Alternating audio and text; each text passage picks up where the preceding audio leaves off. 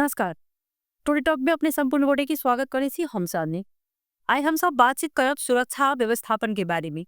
हिंदू सब महान पावन बड़ा दशैं विजया दशमी जै में जनकपुर में कहीं वना धनसाम में बड़ा भव्य तरीका से जे से मिथिलांचल में मनाओल जाए दुर्गा पूजा विशेष कर जनकपुर में विशेष भीड़ भाड़ रहे से क्या वर्षों के विदा के बाद अपना घर में आदमी सब अबै छे एकदम नीक से 10 दिन पूजा पाठ क घर परिवार में जे से आदमी सब रहल मंदिर दर्शन कर के जे से ओइमे सेवा कार्य जारी रहे छे। और एक दिन आदमी सब मंदिर में अबै छे जाय छे तकर बाद साँझ पहर जे राम मंदिर के पार्क में जे झुलवा लगे छे ओइ पर जे से आदमी सब झूले छे।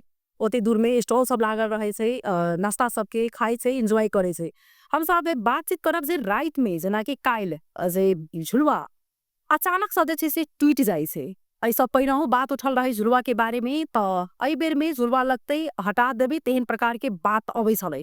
लेकिन ई झुलवा के जे तरीका से रात में उ घटना घटले तो केना ओकरा उद्धार के कार्य भेले एही समय हम सब केंद्रित भ के बातचीत करब जे अखन जे तरीका से अखन छड़ापन आबि चुकल छे जे रास्ता में कतो 10-15 आदमी जुट क एक आपस में मारामारी करनाई एहिमे सुरक्षा कर्मी के केल भूमिका छे। विशेष करके एहि के हम सब जे छे से केंद्रित भ के बातचीत करब। पहले हम सब स्वागत करब जे हमरा सबके बीच में जे नरहरी रेग्मी धनसा प्रहरी उपरीक्षक उनका पहले स्वागत करे त विशेष बातचीत करब। यहाँलाई स्वागत छ। धन्यवाद। नमस्कार। यो दुर्घटना जुन भयो राति झुलवा त्यसको आधिकारिक विवरण के छ यहाँसम्म? अब आधिकारिक विवरण त अब हामीले अनुसन्धान अब बुझ्ने हो। अब मुख्य कुरा चाहिँ क्याजुअलिटी हुन पाएन। अब रेस्क्यु गरियो। यहाँले देख्नु भएको छ त्यतिका नेपाली सेना, सशस्त्र प्रहरी बल, नेपाल प्रहरी लगायत हामी सबै सुरक्षा टिमै त्यही थियौँ। हामी बडा चिन्तामा थियौँ कतै उद्धार गर्न गाह्रो हुन्छ कि जस्तो। अब उद्धार गरियो सकुशल अब राम्रै भयो। जुन दुर्घटनाको बेला चाहिँ जुन कता चाहिँ प्रहरीहरूको कस्तो भूमिका थियो कसरी रेस्क्यु गर्नुभयो तपाईहरु? होइन प्रहरीहरू त सामान्य ड्युटीमा विभिन्न ठाउँमा स्क्याटर्ड नै थियो नि। धेरै ठाउँमा नगरभरि प्रहरीहरू थियो। अब संजोगले त्यहाँ जानकी चौकीको 6-7 वरिष्ठ सही त्यही नजिकै त्यो झुला भन्नुहुन्छ म पिङ भन्छौँ हामी। ठिक छ त्यहाँ नजिकै हुँदाखेरि इमिडिएटली नै उहाँले थाहा पाउनु भयो। थाहा पाए पछाडि इमिडिएटली मलाई फोन गर्नुभयो। म ढल्केबर थिएँ म गस्तीकै चेक जाँचको क्रममा। अनि इमिडिएटली प्रहरीहरूलाई त्यहाँ पठाइयो। त्यस पछाडि गएर विभिन्न ठाउँमा समन्वय भयो। यहाँले देख्नुभयो होला 3-4वटा त क्रेन ल्याएको छौँ हामीले, कति भर्याङ ल्याएको छौँ, कतिवटा के गरेर हुन्छ भनेर लागिरहेर त्यसरी गरियो। तुरुन्तै आर्मी आयो। तुरुन्तै आर्मीलाई खबर गर्यो। महेन्द्रनगरबाट आर्मी पनि आयो। मुजिदियाको सशस्त्र प्रहरी बललाई खबर गर्यो। उहाँहरू पनि आउनुभयो। अनि सबै हामी केन्द्रितै भयौँ त्यहाँ। सिडिओ साहब लगायत हामी सम्पूर्ण सुरक्षा युनिटको सबै टिमै त्यही थियौँ। 2.5 घण्टा जति लाग्यो हैन तार गर्ने चाहिँ जुन सुरुवाती गर्नुभयो 2.5 घण्टा पछि भयो हैन। त्यति बेला चाहिँ अब त्यो भन्दा पहिलाको कुरा यदि गरौँ भने यहाँलाई जुन श्री महावीर युवा कमिटीसँग कस्तो समन्वय भएको थियो हैन? जुन झुलवा लाग्ने अनि त्यत्रो ठुलो जुन झुलवा लाग्छ त्यो ठाउँमा त हरेक हेल्प डेस्क हुनु पर्यो हैन? त्यो ठाउँमा क्रेन थिएन। अरू ठाउँबाट चाहिँ आयो। उद्धार टोलीबाट पनि अरू ठाउँबाट आयो। केही यता चाहिँ त्यस्तो तयारी भएको थिएन। यस्तो नि अब पिङ त्यसरी एक्सिडेन्ट होला भन्ने अब कसैले पनि सोचेन, कल्पनै गरेर। त्यो अर्गनाइजरले नि गर्नु भएन। त्यस पछाडि त्यो पिङ जस्तो झुलालाई त्यो फिट गर्ने टेक्निसियन हो त्यो पनि। त्यो त सोचेको भन्दा फरक घटना हो नि त। अकस्मात आइपरेको घटना हो नि। अनि अर्को उद्धारमा 2.5 घण्टा लाग्यो, 2 घण्टा लाग्यो। अब जस्तो त्यहाँ ठुल्ठुलो बिल्डिङ हुन्थ्यो, त्यो हाइटको बिल्डिङ हुन्थ्यो भने इमिडिएटली पनि हुन्थ्यो। त्यो रस्सी टाँगेर त्यो आर्मीको कर्साब अन्त कुरा गर्नुहुन्थ्यो त्यहाँ। अनि त्यो निकाल्दाखेरि पनि ब्यालेन्स मिलाएर निकाल्नु पर्ने हो कि सबभन्दा टपको निकाल्नु पर्यो। अनि नर्थ र साउथको चाहिँ वेट मिलाउँदै निकाल्नु पर्ने भयो। हामीलाई त सुरक्षित तरिकाले निकाल्नु पर्ने थियो। त्यो कारणले हो टाइम लागेको। सेफ्टीकै लागि टाइम लागेको।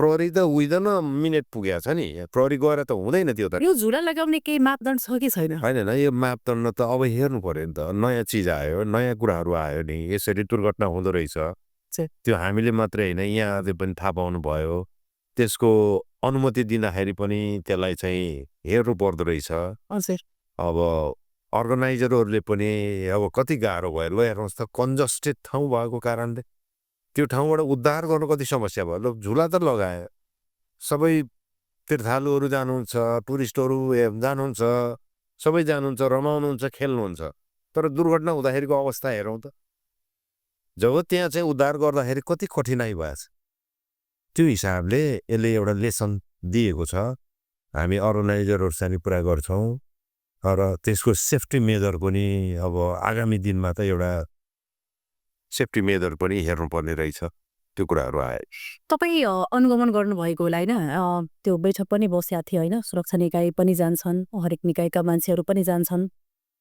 तर त्यो ठाउँ तपाईँले उपयोग लाग्यो कि त्यो ठाउँमा चाहिँ झुला लगाउने ठाउँ उपयोग लागिरहेछ त्यस्तो तपाईँ यति ठुलो पत्रकार हुनुहुन्छ तपाईँलाई के लाग्यो तपाईँ भन्नुहोस् हामीहरू त त्यो आँखा फुलाउने ऐना देखाउने प्रयास त गरिरहेछौँ हामीहरू मात्रै ऐना देखाउने कार्य गर्छौँ तपाईँहरू गर्नुहुन्छ नि हामी के हो त हामी के गर्छौँ त हामी शान्ति सुरक्षा हेर्छौँ अपराध अनुसन्धान गर्छौँ भने चाहिँ अब त्यो मैले भनिहालेँ नि हामीलाई चाहिँ उद्धारको लागि समस्या हुँदो रहेछ त्यसको पनि हेर्ने मेकानिजम छ नि त त्यसमा त्यो क्लब जो हुनुहुन्छ उहाँहरूले पनि त नयाँ कुरा आए पछाडि अब यसले एउटा पाठ सिकाएको छ आगामी दिनमा चाहिँ करेक्सन गर्नुपर्ने रहेछ ठाउँ हेर्नुपर्ने रहेछ सेफ्टी मेजर हेर्नुपर्ने रहेछ भन्ने त्यही नै लाग्छ मलाई अहिले चाहिँ यो हिन्दूहरूको सबभन्दा ठुलो पर्व यो बडा दशैं विजया दशमी यसमा कति सुरक्षाकर्मी चाहिँ अहिले चाहिँ खटिरहेका छन् कसरी व्यवस्था गर्दा होइन सुरक्षाकर्मी हजुरको 1200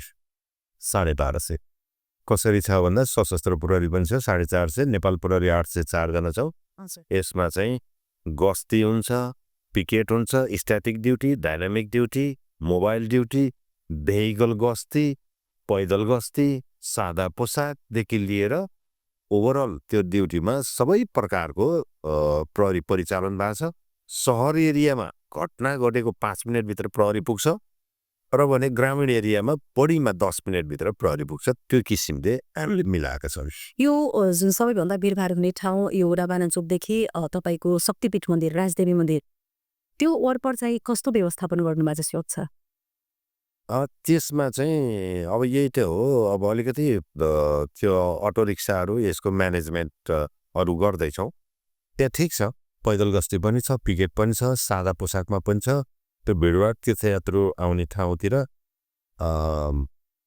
यथेष्ट सुरक्षा व्यवस्था तर बिहान चाहिँ एकदमै भिडभाड हुन्छ होइन श्रद्धालु भक्तजनको एकदमै उपस्थिति हुन्छ तर त्यो ठाउँमा तपाईँको के भन्छ एउटा नेपाल पुलिस भनौँ अथवा ट्राफिक भनौँ पुरै न्यून हुन्छ जिरो नै भन्दा हुन्छ हुँदैन किन के कारण छ बारे छ होइन धेरै ठुलो भिड भएपछि त्यो भिडले छेकेर देख्नुहुन्न प्रशस्त प्रहरी पनि हुन्छ ट्राफिक पनि हुन्छ कसरी त्यो ब्यालेन्स गर्नु पर्यो नि भिडलाई नियन्त्रण गर्नु पर्यो ट्राफिक जाम हुन्छ त्यसलाई अलिकता सहज बनाउनु पर्यो तर कहाँ छ प्रहरी छैन नि अब त्यो भिडले गर्दा छेकिएको हुनसक्छ अब डे टु डे अब अझ चाहिँ भिड बढ्दैछ अझै थप हुँदै जान्छ भोलिको दिनमा आज त कति 5औं दिन छ त नवदुर्गाको भोलि 6औं दिन हुन्छ पछि 7औं हुन्छ अरे यो हरेक डे चाहिँ बढ्दै गइरहेछ अब अरू चाहिँ सुरक्षाकर्मीहरू पनि थपिँदै जान्छ त्यो महाअष्टमीमा यहाँलाई थाहै होला लास्टै भिड हुन्छ होइन लाखौँको सङ्ख्यामा चाहिँ प्रसादी चढाउने भक्तजन त्यसपछि बोकाबलीको लागि मान्छे बाहिरबाट पनि आउनुहुन्छ होइन उहाँहरूको लागि कसरी व्यवस्थापन सुरक्षा व्यवस्थापन गरिरहेको होइन सुरक्षा व्यवस्थापन त्यो दिनलाई विशेष प्लानिङ गरिएको छ र अनि यसमा हामीले पटक अब अर्गनाइजरसँग पनि हाम्रो बैठक बसिलो छ सुरक्षा टिमसहित त्यसले गर्दाखेरि सुरक्षा व्यवस्था चाहिँ राम्रो हुन्छ अहिले चाहिँ जुन झुलुवा लागेको त्यो चाहिँ तपाईँ पुल्या हो होइन अब सबै झुलुवा चाहिँ बन्द हुन्छ कि कसो हो अब त्यो चाहिँ बन्द नै भइसक्यो हिजोबाट है अन्य कुराहरूको पनि अब अर्गनाइजरसँग कुरा हुन्छ त्यसले चाहिँ अब डिस्टर्ब गर्ने सुरक्षा मेजर छैन भने अब त्यसमा पनि हाम्रो उहाँहरूसँग अर्गनाइजरसँग कुरा गर्छौँ। यो के कारणले भएको छ भने अहिलेसम्म यहाँलाई के जानकारी छ कि छैन? छैन अझ। यो मैले न झोला बनाएको छु न झोला चढेको छु, अब कसरी थाहा? सम्मान गर्दा हुन्छ नि, अब यसो मनमा मान्छेको धेरै कुराहरू उब्जिसके। होइन, यसमा यो टेक्निकल कुरा हो, टेक्निकल मान्छेले नै हेर्ने कुरा हो, त्यो भएर मलाई यसमा खासै छैन। तर आगामी दिनमा चाहिँ यसको सेफ्टी मेजर चाहिँ अवश्य हेर्नुपर्ने रहेछ। आगामी दिनमा यस्तो दुर्घटना नहोस् भने के भन्न चाहनुहुन्छ यहाँ? होइन, आगामी दिनमा चाहिँ दुर्घटना नहोस् होइन। अब चाडबाड हामी मनाउँदैछौँ, धेरै बाहिरबाट आउनु भएको छ, यसलाई एकदम मर्यादित मनाउँ। अब दुर्घटना नहोस्, रोड एक्सिडेन्ट भएर मान्छेले ज्यान गुमाउनु नपरोस्, घाइते हुन नपरोस्। चाडबाड मनाउने क्रम सबै घरमा चाहिँ त्यो पीडा पर्नु भनेको धेरै ठुलो समस्या हुन्छ। मैले त्यही भन्न चाहन्छु, अनुशासित भौँ, सुरक्षित हिसाबले सवारी साधन चलाऊ, यही नै भन्न चाहन्छु। केही भन्न चाहिराख्नु भएको छ तपाईँ? केही जनकपुरवासीको लागि केही सूचना दिन चाहिराख्नु भएको छ? त्यही त, यहाँ कहीँ कतै केही घटना, अब यो चाडबाड भनेर यो टाइममा चाहिँ चोरी हुनसक्छ, स्न्याचिङ हुनसक्छ, कहीँ कतै के हुनसक्छ। जेसुकै भए पनि इमिडिएटली प्रहरीलाई खबर गर्नुभयो भने तुरुन्तै प्रहरी आउँछ, रेस्पोन्स गर्छ। सुरक्षित र मर्यादित हिसाबले चाडपर्व मनाऊ, यही भन्न चाहन्छु। हस्, धेरै धेरै धन्यवाद। हम सब बातचीत के हुआ अखन चाहिँ सुरक्षा व्यवस्थापन के बारे में एठम चाहिँ तसै के लप दे काइल सजेक्ट हिरुआ वाला सब घटना के कारण सभी के प्रकार के जे के स्थानीय सबके मन में बात उठ रहल छै, तै द्वारे आगामी दिन में केना व्यवस्थापन क्या जा सके इन पर से विशेष बातचीत के हुआ। उनका धन्यवाद। 11 कार्यक्रम समूह विद्यालय संस्कार।